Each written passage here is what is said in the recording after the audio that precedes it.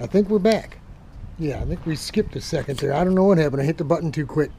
Here we are, part 3, I guess, part 4. I don't know where we're at, but I opened it back up a little bit more. It needed to go back a little bit, and the bottom was a little tight, so we are getting on a little bit on the big side now. But the reason it's really starting to look big is, again, we're coming in on an angle, so you know, and this is round and on an angle as well.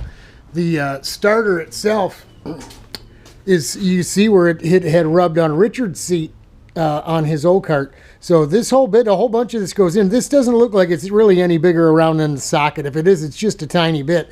But that's what we've got to clear.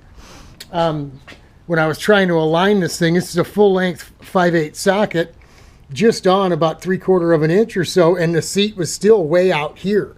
So you see, we're going to have to go in quite a ways to get to this starter nut, right?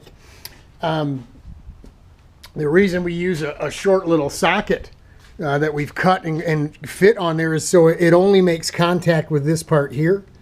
You can see that the lines aren't exactly lined up, but if for some reason the socket were able to get onto here, it would literally spin it loose, and we don't want that to happen. So, just here working with this glue, if you know anything about contact cement, patience. You got to put it on and then wait.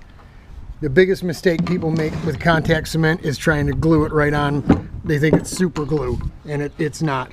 Had to get up inside of there on the surface of the seat on the inside. Just took the brush and just goobed it up in there real good, and then spread it around. You don't really want big puddles of it. That doesn't do you any good either, especially with this fleece.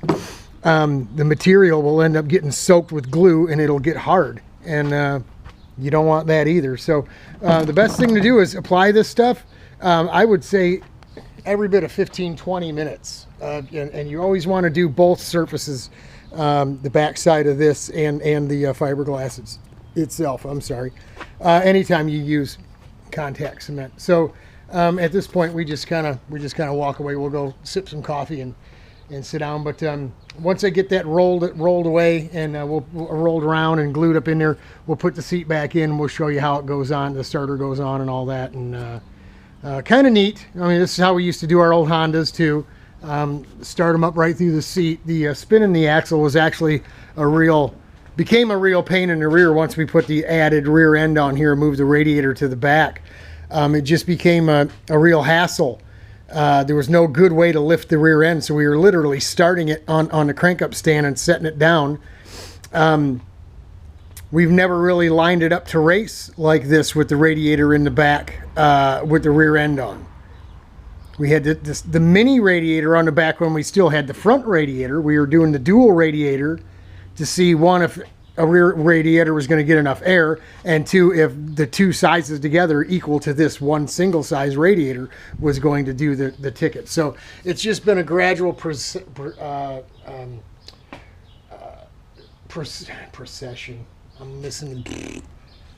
We progressed, a gradual progression of bigger radiators and moving them around. Now that we've got the thing to run nice and cool, now we need to know how cool it's running.